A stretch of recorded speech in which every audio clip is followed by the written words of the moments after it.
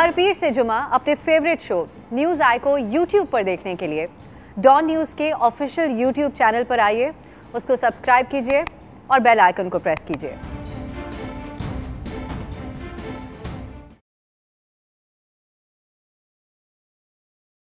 अस्सलाम वालेकुम नाज़रीन, आप देख रहे हैं न्यूज़ आई और मैं इफ्तिखार शिराजी। नाज़रीन, बलूचिस्तान जो अरसा दराज से दहशतगर्दों के निशाने पे है, अब इन कार्रवाइयों के अंदर तेज़ी देखने को आई है। गुज़श्ता रोज़ की बात कि जब नोशकी और पंजगूर के इलाके में सिक्योरिटी फोर्सेस की चेक पोस्टों को निशाना बनाया गया और बताया जा रहा है कि इस कार्रवाई में पाक फ़ौज के 4 जवान शहीद हुए, जबकि 9 दहशतगर्दों को मार दिया गया और कुछ ऐसे लोग भी हैं कि जिनके ख़िलाफ़ एक सर्च ऑपरेशन जारी है। इससे पहले भी नाज़रीन अगर हम देखें तो 25 और 26 जनवरी की शब एक इसी तरह का और बड़ा हमला हुआ और वो हुआ केच के इलाके में, जिसमें मुसल्लह फ़ौज के 10 जवान शहीद हुए और एक दहशतगर्द मारा गया। नाज़रीन, अगरचे इन तमाम कार्रवाइयों की ज़िम्मेदारी बलूचिस्तान की एक कालअदम तंजीम कबूल कर रही है, लेकिन सवाल ये है कि इतने बड़े हमले और इतने मरबूत हमले करने की अहलियत भी वो जमात रखती है कि नहीं रखती, या इसमें दीगर कालअदम तंजीमों का भी कोई किरदार हो सकता है। और जिस तरह आज ISPR की जानिब से एक प्रेस रिलीज़ में भी बताया गया कि इब्तदाई तहकीकात में इस बात का भी पता लगा लिया गया है कि इन दहशतगर्दों के सरहद पार अफ़गानिस्तान और फिर हिंदुस्तान में अपने हैंडल्स के साथ राब्ते थे। नाज़रीन, आज के शो में हम यही डिस्कस करेंगे कि बलूचिस्तान के जो बड़े अरसे से हम कह सकते हैं कि दहशतगर्दी के निशाने पे है, लेकिन वहाँ पे पाक फ़ौज और हमारे इंटेलिजेंस इदारे भी बड़े बारीकबीनी से चीज़ों को देख रहे हैं। और ऐसे में कि जब अफ़गानिस्तान के साथ एक फेंस भी एक तरह से मुकम्मल हो चुकी है और फिर ईरान के साथ भी हमने बॉर्डर को फेंस तकरीबन करने जा रहे हैं, तो ऐसे में ये वारदातें, और ये सिर्फ नोशकी दालबंदीन या केच तक महदूद नहीं है, क्वेटा और फिर उसके बाद हमने देखा है कि रिसेंट पास में इवन कि इस्लामाबाद और लाहौर में भी इसी तरह की वारदातें हमें देखने को मिली हैं। इनसे कैसे निपटा जाए और इसके लिए क्या एक नई मरबूत हिकमत बनाने की ज़रूरत है, इस पर हम डिस्कशन में लाएंगे। आज मेरे साथ मौजूद हैं इम्तियाज़ गुल साहब, सीनियर सहाफ़ी हैं, तजियाकार हैं, इन्हें पढ़ते भी रहते हैं, सुनते भी रहते हैं। उनके साथ मौजूद हैं ब्रिगेडियर रिटायर्ड हारिस नवाज़ साहब, आप दिफाई तजियाकार हैं, उनसे भी इनपुट लेंगे और कोशिश करेंगे कि बलूचिस्तान हुकूमत से भी कोई नुमाइंदा हमारे साथ हो, ताकि जो सूबाई हुकूमत है वो इस सारे मामले को कैसे देख रही है और उसे इन मामला से निपटने के लिए वफाक से क्या मदद दरकार है। इम्तियाज़ साहब, गुफ्तगू का आगाज़ आपसे करते हैं। सर, आपने भी देखा है कि गुज़श्ता रात फिर उससे पहले 25-26 को जैसे मैंने कहा कि एक बहुत बड़ा हमला हुआ। अगरचे कालअदम तंजीम जो मकामी है वो जिम्मेदारी कबूल करी, लेकिन आपको लगता है कि उनकी इतनी बड़ी अहलियत है कि इतने मरबूत और बड़े पैमाने पर कार्रवाइयाँ कर सकें, या कहीं लगता है कि वहाँ पे जो दीगर कालअदम तंजीम है वो भी अपना हिस्सा इसमें डाल रही हैं? देखिए, सबसे पहले तो बड़े इंतहाई अफसोस की बात है इन शहादतों पे। ज़ाहिर है सबके जिगर गोशे होते हैं, किसी का भाई है, किसी का शौहर है, किसी का वालिद है, तो बड़ी अफसोस की बात है। बाकी जहाँ तक इन लोगों की सलाहियत है तो आपका दुश्मन है, इसमें तो आप कोई दो राय नहीं है। और गुज़िश्ता 15-16 सालों से ख़ास तौर पे 2007 के बाद से तो ये बड़ी वाज़ेह बात है कि हमारा एक दुश्मन है जिसको जो आलाकारों को यहाँ पे इस्तेमाल करते हैं और यहाँ पे तशद्दुद के लिए, दहशतगर्दी और अदम इस्तेहकाम फैलाने के लिए। अब ज़ाहिर है जहाँ जहाँ उन्हें मौका मिलता है वो आके कचौके लगाते हैं। हमें ये ज़हन में रखना चाहिए, बल्कि सबको मालूम भी है कि आपका दुश्मन हमेशा मौके की ताक में रहेगा, यानी वक्त का और मकाम का तयन आपका दुश्मन खुद करेगा। अब सवाल ये है कि उसके लिए आया हम तैयार हैं कि नहीं। दुनिया की कोई भी फ़ौज, मेरा ख्याल है कोई भी सिक्योरिटी इंस्टीट्यूशन जो है वो 100% उसका मुकाबला नहीं कर सकता। अगर आप पे छापा मारा जाए, मिसाल के जिसको एम्बुश कहा जाता है, उसमें एक जो सरप्राइज़ एलिमेंट है, यानी आपको अचानक आके किसी ने छापा मारा, तो उसमें बहुत मुश्किल होता है जानी नुकसान से बचना। अब बहुत बड़ा एक सवाल अलबत्ता ये पैदा हो रहा है कि हमें मालूम है कि ईरान के साथ मिलने वाला जितना हमारा सरहदी इलाका है उसमें पंजगूर भी शामिल है, उसमें तुर्बत भी शामिल है, गवादर भी किसी हद तक, पसनी वगैरह, केच, इन इलाकों में ये काम क्यों शुरू हुआ है। और आपको मालूम है कि एक हॉस्टाइल टेरिटरी है, यानी यहाँ पे दुश्मन वो दुश्मन है जो कि सर ईरान चला जाता है, ईरानी बलूचिस्तान, वहाँ पे गालिबन उनके ठिकाने हैं वहाँ पे। वहाँ से लोग यहाँ आके जब ऑपरेशन करते हैं, उन्होंने अगर कोई अपना टारगेट बनाया हुआ है, तो क्या हमारे जो चेक पोस्टें बनी हुई हैं वहाँ पे बेबसी का ये आलम है कि अगर आपके 10, 15, 20 फौजी बम अफसरान के वहाँ मौजूद हैं और रात के अंधेरे में आके उन पे एक एम्बुश करके उनको इस तरह शहीद कर दिया जाता है, तो इसमें मेरा ख्याल है हमें एक बहुत बड़ी एक सवालिया निशान भी है और इस पे गौर व खौस की भी ज़रूरत है कि क्या दूर दूर इलाकों में मौजूद चेक पोस्टों को इस तरह महज इन मुल्क दुश्मन अनासिर के रहम करम पे छोड़ा जा सकता है और कैसे उन हमलों को रोका जा सकता है। सही सही सही सही। ब्रिगेडियर साहब आपकी तरफ आऊँगा। इनफैक्ट जो बलोच नाराज़ वहाँ पे ग्रुप्स हैं उनके साथ मामलात को आज के नए तो नहीं हैं कि अगर हम कहें कि अगर वो हमले कर रहे हैं, जिम्मेदारी कबूल कर रहे हैं, तो ये तो बड़ी पुरानी और एक कह सकते हैं कि बड़ी पुरानी, बहुत ही पुरानी बात है। लेकिन इस वक्त जो इन हमलों के अंदर तेज़ी आई है, आपको लगता है कि वही अनासर इसके अंदर इन्वॉल्व हैं या फिर एक हमने इनिशिएटिव लिया था, अगरचे उसको लीड कर रही थी अफगानिस्तान की हुकूमत के कलदम तहरीक तालिबान के साथ मुज़ाकरात को हमने शुरू किया था लेकिन अब वो ख़त्म हो गए हैं, तो आपको लगता है कि ये वही नाराज़ बलोच हैं या इसके अंदर कोई और एलिमेंट भी है? जो सवाल मैंने इम्तियाज़ साहब से भी किया था। देखें, इसमें जो है ना शराजी साहब, 2-3 चीज़ें हैं। नंबर 1 कि इसमें Baloch liberation front, Baloch liberation army, इनके एलिमेंट भी हो सकते हैं और हो सकता है कंबाइन एफर्ट कर ली हो अभी टीटीपी ने इन्होंने, और ये under the total control of raw, और उसके साथ जो इसराइल एजेंसीज हैं और उसके बाद एनडीएस पुराने कुछ एलिमेंट हैं, कुछ सहूलतकार हैं, कुछ स्पॉयलर्स अफगानिस्तान में भी बैठे हुए हैं। ये सब मिलके इस वक्त तेजी इसलिए लेकर आ रहे हैं कि जो एक इम्तियाज साहब को बड़ा क्लियर पता है कि एक एनसर्कलमेंट ऑफ चाइना है, टू एनसर्कल चाइना, कि वो इस साइड पे एक्सपैंड नहीं करे। उसके लिए अमेरिका और फिर नहर इंडिया उनकी प्रॉक्सी यूज हो रही है। They are all combining their effort. Why America Pakistan ताल्लुकात नहीं कर रहा, वो भी समझने की बात है। इम्तियाज को बड़ा क्लियर पता है और मुझे भी पता है इस बारे में कि उधर से 2 महीने लगते हैं, 8 वीक्स साउथ चाइना। देखें, Arabian Sea, Indian Ocean, then it is South China Sea, Malacca states, and then you go to the China world. 8 हफ्ते लगते हैं till the time the race to the port से निकलता है सामान। From Kashgar से लेके गवादर तक के 7 से 8 दिन। See the difference and see how Middle East oil will be funneled through this place to China, और कितना safe और protected route। Now this is the pain जिसकी वजह से सब कुछ किया जा रहा है। पाकिस्तान एक इस्लामिक मुल्क है, पाकिस्तान एक न्यूक्लियर मुल्क है। अगर हम इकोनॉमिक तरक्की कर लेंगे, हम अपने फैसले अपनी मुल्क की मफादात में करेंगे, आई वर्ल्ड बैंक की चुन से निकलेंगे। ये 2 चीज़ें, we should be very clear. Either we have to take all, मुल्क को तुम्हारी एफर्ट करके we have to sort this problem. खाली ऑपरेशन से भी फ़र्क नहीं पड़ेगा। हमने अभी ये जो अब हुए हैं, ये बड़ा क्लियर थी चाइना का विजिट प्राइम मिनिस्टर पाकिस्तान में, ये 3-4 मुहर्रकात हैं। इसके लिए you should have 3-4 prompt strategy. Number 1, operation must continue. Negotiations win, Afghan जो नाराज हैं उनसे बात करें ज़रूर। हरब्याल मरी, नंबर 2 बरमदार, नंबर 3 जावेद मैंगल, सारे ये तीनों बाहर बैठे इंडियन के ये पेरोल पे हैं। ये अपने कबाइल के लोगों को इस्तेमाल करें। सबसे बड़ा प्रॉब्लम इन चीज़ों में होता है कि हमें ये देखना है इसके साथ सोशो इकोनॉमिक फैक्टर्स के हैं। अफगानिस, ये अपना बलोची, काफ़ी गुर्बत है वहाँ पर, जो दूर इलाके, ना उनका कोई रोजगार है, जमीन है तो वहाँ पानी नहीं है, फिर उसके बाद एजुकेशन नहीं है, एजुकेशन तो रोड्स नहीं है। So this has to be met a wholesome problem के, और वो प्रॉब्लम पता है क्या होती है? हम मसाइल करते हैं इस्लामाबाद में सेटल। इस्लामाबाद के मिनिस्टर जो कंसर्न है, they have to go to Quetta, sit there for 2 weeks, and then वहाँ की एफसी है, कोर कमांडर हैं, सिविल आर्म फोर्सेज हैं, you have to along with the सारे मुहब्बत अफगानी हैं जो 90%, 98% है, उनसे बैठ के दे know what is the problem and how it can be resolve.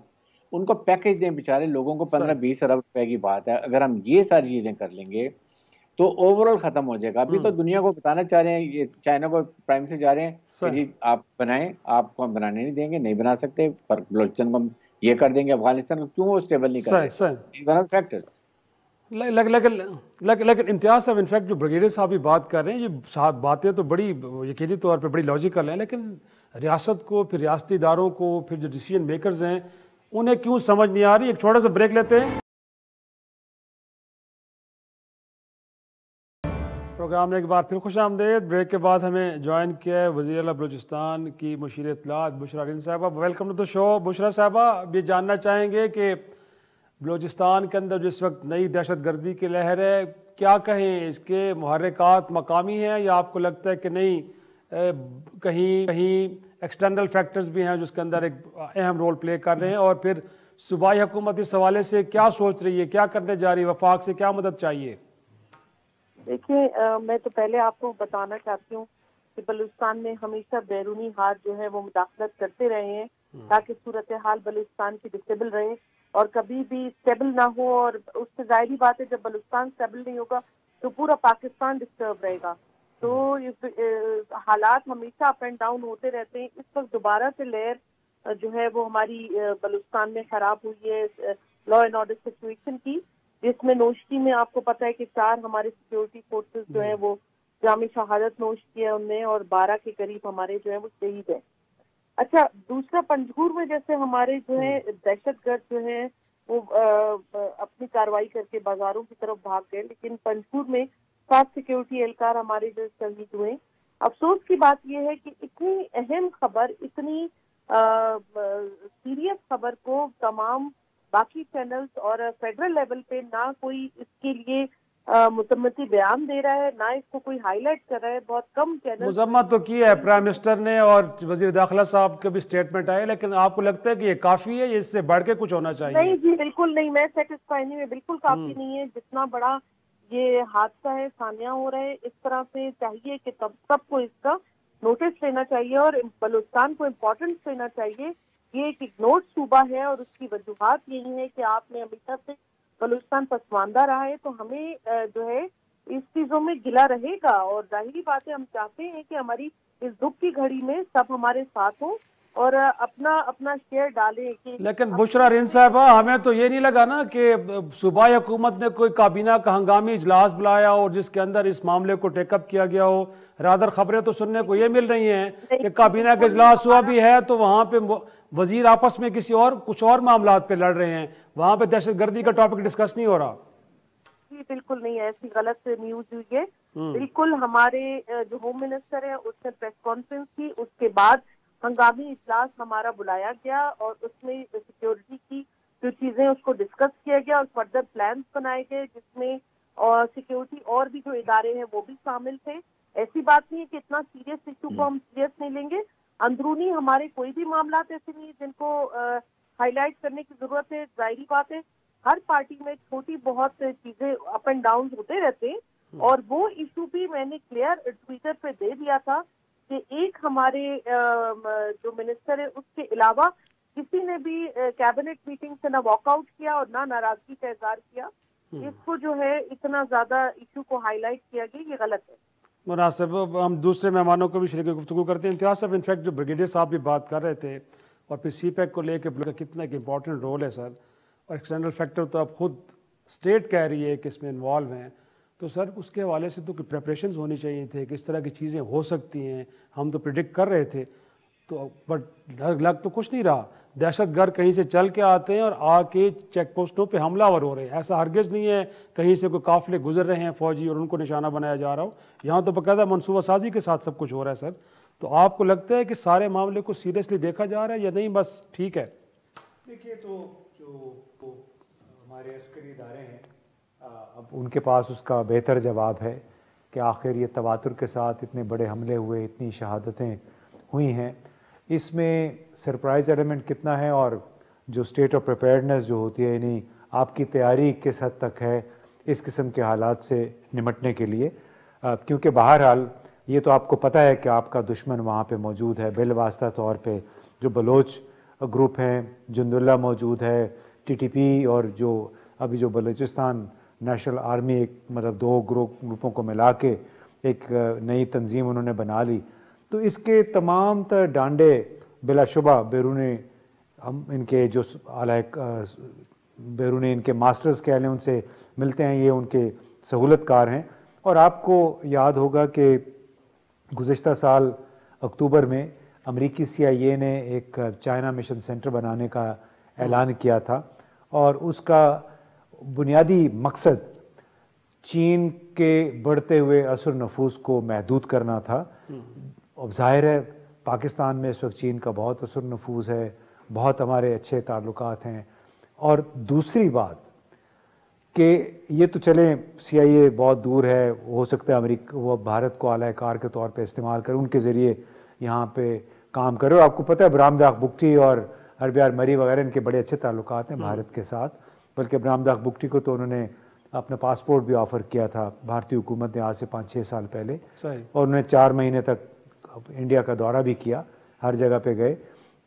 दूसरा हमें जो तशवीश होनी चाहिए वो है हमारा ईरान का बॉर्डर, कि वहाँ से अगर आपको मालूम है कि हमारा 200 किलोमीटर का वो फेंस भी नहीं है, अभी बाढ़ नहीं हुई है, लेकिन अगर बाढ़ हुई भी हो तो बहुत वसी रेगिस्तानों पे मुश्तमिल इलाका है, फिर कुछ पहाड़ी इलाका उसमें आ जाता है। तो सवाल ये है कि आपका डिफेंस मैकेनिज़्म किस हद तक है वहाँ पे, किस हद तक सीरियसली आपने इन दो उमूर को लिया, चाइना मिशन सेंटर के तहत भारत और अमेरिका का इश्तराक अमल, और दूसरा इन ईरानी बलूचिस्तान में हमारे बलोच अलहदगी पसंद या नेशनलिस्ट उनको कह लें, उनकी मौजूदगी, क्योंकि बुनियादी तौर पे कमांड एंड कंट्रोल सेंटर हमें बताया गया है वहाँ पे हैं। लेकिन इनफैक्ट अफगानिस्तान के साथ तो फेंस मुकम्मल हो चुकी है, लेकिन आज की स्टेटमेंट ये बता रही है कि वो सरजमीन भी पाकिस्तान के ख़िलाफ़ इस्तेमाल हो रही है। एक तो ये कि हम उम्मीद कर रहे थे कि वहाँ पे तालिबान अब इक़्तिदार में आ गए हैं तो चीज़ें बदल जाएंगी, वो नहीं बदली। और साथ पे फेंस होने के बावजूद भी अगर आज स्टेटमेंट में बताया जाए कि अफगानिस्तान की सरजमीन भी इस्तेमाल हो रही, तो फिर सर उस फेंस का क्या फ़ायदा फिर हमें? आपने मुझसे पूछा? जी जी जी जी, आप ही से बात कर। नहीं, देखें, अब इसमें इस पाकिस्तान में हमारी पुलिस भी मौजूद है, इतनी बड़ी फ़ौज भी मौजूद है, उसके बावजूद यहाँ पे हमले होते रहे हैं। तो हमें ये नहीं कहना चाहिए कि चूँकि तालिबान आ गए हैं लिहाजा अफ़गानिस्तान की सरज़मीन अब मुकम्मल तौर पे इंसुलेट हो गई है दहशतगर्दी के ख़िलाफ़ जो कि पाकिस्तान के ख़िलाफ़ होती है। इस तरह नहीं, उन्होंने वादे किए हुए हैं। और जो मशरक़ी अफ़गानिस्तान है वहाँ पे आपने सुना होगा हाल ही में कुछ हलाकतें भी हुई हैं TTP की, तो वो कोई बग़ैर मकसद के नहीं हुई हैं। मेरा ख़्याल है कोई एक मंसूबा है जिसके तहत ये सारा काम हो रहा है।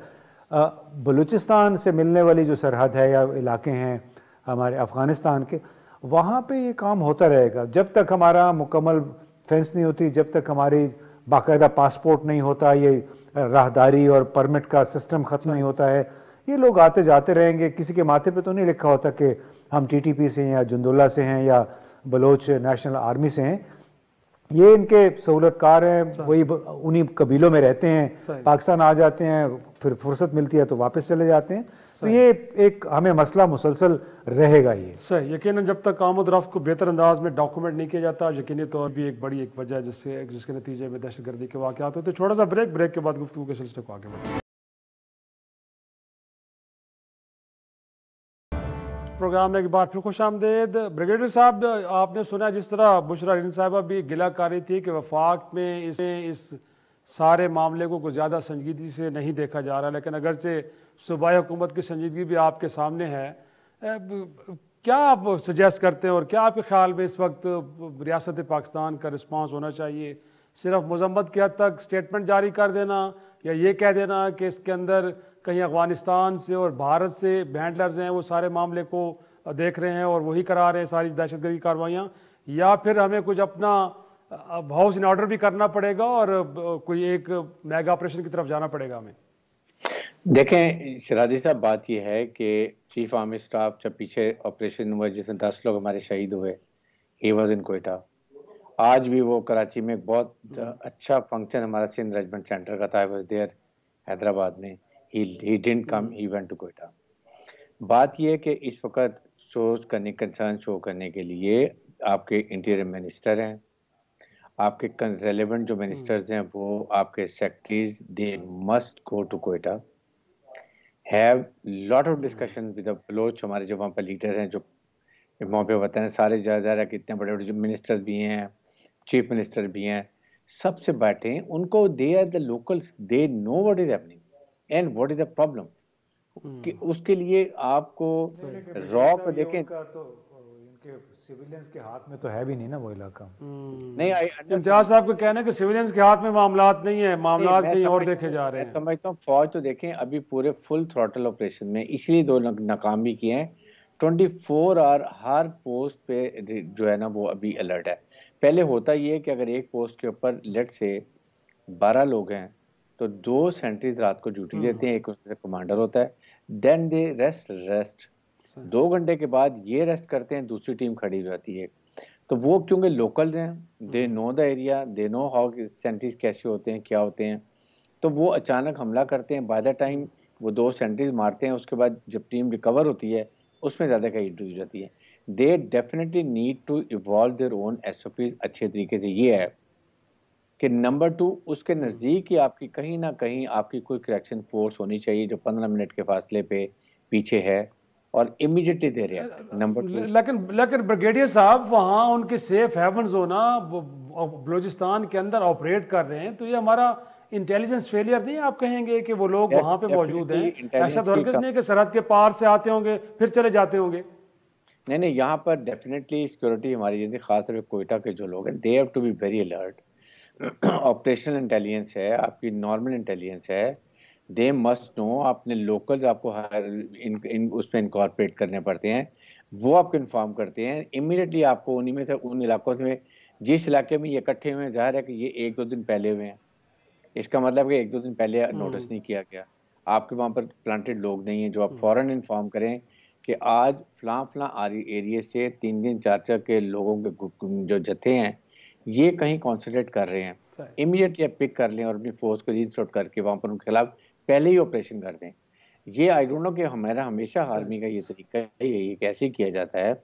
और 95% आप पहले ही ये चीज़ें अभी भी करते हैं, पहले ही इनको खत्म कर बस कर देते हैं इन नेटवर्क को, लेकिन कहीं ना कहीं इनिशिएटिव उसके पास होता है, इसलिए ऐसी बातें हो जाती हैं। सही।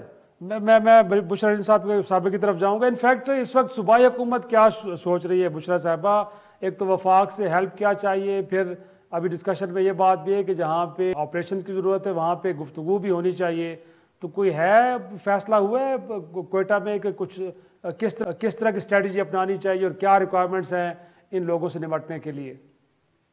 देखिए, ये इसको एक बड़े एस्पेक्ट से देखने की जरूरत है।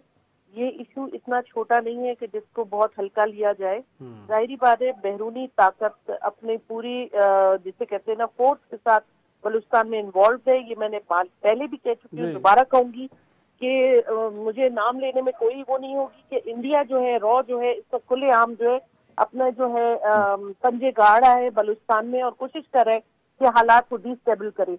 लेकिन इसमें मैं कहती हूँ सिर्फ बलूचिस्तान हुकूमत नाकाफी है, इसमें फेडरल का हाथ हमें बिल्कुल चाहिए और इससे हमने बड़े पैमाने पे मिलकर तमाम कुव्वतें मिलेंगी, तब जाकर हम इसको सफाई अस्सी से मिटा सकेंगे अपने सूबे से, अपने मुल्क से। और आपके ख्याल में बलूचिस्तान की सूबाई हुकूमत में इतनी कैपेसिटी है या आपको मरकज से भी कोई ऐसी हेल्प चाहिए तब जाके? सिर्फ सूबाई, अगर गवर्नमेंट में इतनी पावर होती तो आज ये हालात सूबे में होते ही नहीं। तो इसका मतलब है कि आप ये देख लेना कि रॉ की ताकत क्या है, वो किस तरह से किस भारी तादाद में अपना पैसा इन्वेस्ट करे। यहाँ तो क्या कि गवर्नमेंट ऑफ बलूचिस्तान का इतना वक्त है कि अकेले इन तमाम चीजों को काबू पा सके, नहीं। इसमें हमें फेडरल की हेल्प के साथ साथ आर्मी की हेल्प की भी जरूरत है, तब जाकर हम बलूचिस्तान में अमन कायम करें। और आपके ख्याल में कोई वहाँ पे बड़े पैमाने पे ऑपरेशन होना चाहिए? आपके ख्याल में ऐसे ही है? बिल्कुल होने चाहिए, डेफिनेटली होने चाहिए। सही। लेकिन इम्तियाज साहब, इनफैक्ट बुशरा साहब तो ये कह रही है कि शायद वहाँ पे रॉ, और आज की स्टेटमेंट भी ये बता रही है, लेकिन एक तरफ मुल्क के वज़ीर दाखिला फरमाते हैं कुछ रोज़ पहले कि वहाँ पे रजीम चेंज आने के बाद भारत को अफगानिस्तान से दौड़ना पड़ गया और अब वहाँ पे उनके कुछ बाकी नहीं रहा। तो ये फिर रॉ कहाँ से बैठ के सर ऑपरेट कर रहा है? और फिर दूसरा ये है कि अगर ये रिक्वायरमेंट वहाँ की हैं कि सूबाई हुकूमत की कैपेसिटी बिल्डिंग की जाए और बाकी वहाँ की जो पुलिस फोर्स है उसको भी बेहतर अंदाज में इक्विप किया जाए, तो सर ये फैसले फिर इतनी ताख़ीर क्यों हो रही है? इसमें क्या वजूहत हैं आपकी कि मामले को संजीदगी से देखा नहीं जा रहा या कुछ और वजूहत है?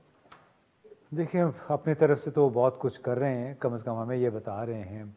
देखिए, जो सहूलतकार या आलाकार हैं दहशतगर्दी के, वो ऑपरेट करते रहेंगे। अब ज़रूरी नहीं है कि अफ़गानिस्तान में एक न्यूट्रल हुकूमत हो या आपकी दोस्त हुकूमत हो। ख़ुद पाकिस्तान के अंदर भी रह के ये लोग यहाँ की सरजमीन को इस्तेमाल करते हैं। एक, क्योंकि आपका एक या दो मुल्कों के साथ एक मामला है, एक के साथ आपके बहुत अच्छे ताल्लुकात हैं, दूसरे के साथ ताल्लुकात इस वक्त फ्रोज़न हैं, और वो मुल्क जो है पाकिस्तान को अभी तक सबक सिखाने के चक्कर में है। तो एक मुस्तकिल चैलेंज है जो हमें रहेगा।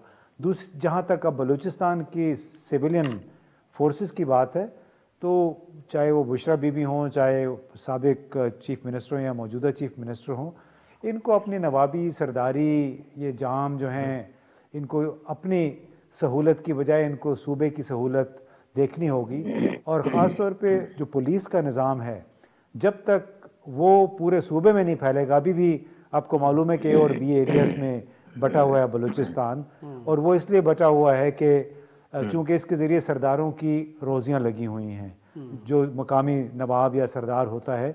और जनरल परवेज़ मुशर्रफ के ज़माने में ये सिस्टम ख़त्म कर दिया गया था, लेकिन जब जमहूरी हुकूमत आई 2008 में, यानी पीपल्स पार्टी की हुकूमत बनी, तो उन्होंने ये सिस्टम, पुराना सिस्टम बहाल कर दिया, क्योंकि सरदारों को उनकी आमदनी महदूद हो गई थी। तो लिहाजा जिस मुल्क में, जिस सूबे में, जो कि सबसे बड़ा सूबा है, वहाँ पे अगर सियासी हुकूमत के, सियासी ताकत के शराकतदार सिर्फ चंद लोगों की खुशनुदी की खातिर सिक्योरिटी का निज़ाम उन्होंने हॉस्टेज बनाया हुआ है, सिर्फ चंद सरकारों के हाथ में दिया हुआ है, वहाँ ज़ाहिर लामहला पूरा प्रेशर फिर आर्मी पे आएगा। लेकिन आर्मी भी कोई चप्पे चप्पे में तो अपनी सिक्योरिटी पोस्टें नहीं बना सकती जब तक वहाँ पे पुलिस नहीं होगी, क्योंकि दुनिया भर में खासा है कि पुलिस हमेशा फर्स्ट पॉइंट ऑफ कांटेक्ट होती है, और वो चूँकि मकामी आबादी से उसका ताल्लुक़ होता है, उनकी इंटेलिजेंस भी बेहतर होती है, उनकी जो इनग्रेस जिसको कहते हैं, अब मकामी आबादी तक पहुँच भी उनकी बहुत अच्छी होती है। उनको वक्त पे पता चल सकता है कि कोई गैर मुल्की या जो स्ट्रेंजर्स हैं वहाँ पे अजनबी लोग आ गए हैं। लिहाजा जब तक बलूचिस्तान में ये ए और बी एरिया की खुराफात, मैं कहूँगा इस 21वीं सदी की, वो ख़त्म नहीं होगी, उस वक्त तक ये हालात बेहतर नहीं होंगे। सही सही। एक नाज़रीन, एक छोटा सा ब्रेक के बाद गुफ्तगू के सिलसिले को आगे प्रोग्राम के बाद फिर खुश आमदेद। ब्रिगेडियर साहब, आपकी तरफ आऊँगा। सर, इस तरह के मामला से निपटने के लिए रीजनल अप्रोच की भी बात की जाती है, तो सिर्फ ये कह देना कि शायद अफ़गानिस्तान की सरजमीन इस्तेमाल ही हो रही हो या फिर भारत के अंदर हैंडल बैठे हैं, तो आपको नहीं लगता कि एक रीजनल अप्रोच के साथ आगे बढ़ना चाहिए? वो अफ़गानिस्तान हो, वो ईरान हो, या दीगर कोई पड़ोसी ममालिक हैं जिनके साथ एक जॉइंट इंटेलिजेंस को नेटवर्क बनाया जाए। यकीनी तौर पे दहशतगर्दी का खात्मा तो तमाम ममालिक की ख्वाहिश है, तो क्या आपको लगता है कि अगर इस तरफ हम जाएं तो शायद इस तरह के मामला को हल करने में मदद मिल सके?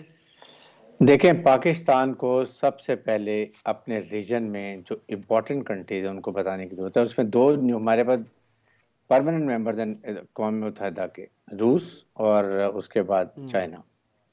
हमने उनको ये हाईलाइट कराना है कि अगर इस खित्ते में अमन होता है तो इसके इकोनॉमिक बेनिफिट्स क्या होते हैं, जो कि चाइना की फर्स्ट प्रायोरिटी है, and same goes for Russia end of course Iran को भी क्या बताना है कि हमने जी आपसे हमारे ये ताल्लुकात हैं, बट हमारी भी गलती है, हमने ईरान से भी ताल्लुकात वो नहीं रखे हुए।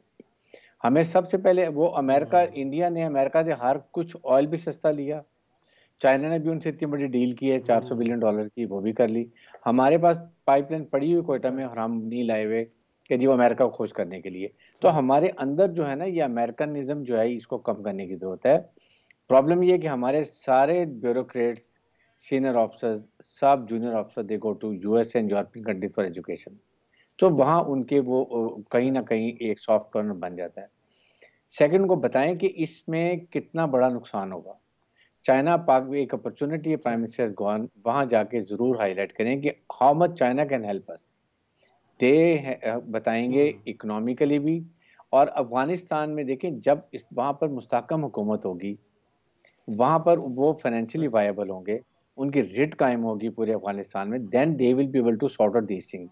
वो दाइश को भी पकड़ेंगे, वो अलकायदा को भी निकालेंगे, वो वहां पर उनको दूसरे जो है ये टीपीपी को और दूसरी पकड़ेंगे, जब वो खुद ही मसाइल में point point point taken, point taken जी, पॉइंट टेकन। मैं क्योंकि वक्त खत्म हो रहा है, मैं इम्तियाज साहब से कहूँगा जी कंक्लूड कीजिएगा। आपको भी लगता है कि इसी रुख पे हमें जाना पड़ेगा, तब जाके इस बड़ी मुसीबत से जान छूटेगी? जी बिलाशुबा हमें अपने जो करीबी बड़े पड़ोसी हैं उनके साथ, वैसे तो ये कि हमें उनको बताने की ज़रूरत नहीं है कि अगर ये इलाका पुरअमन होगा तो उसके ज़रिए इकनॉमिक कनेक्टिविटी बढ़ेगी, उनको पता है।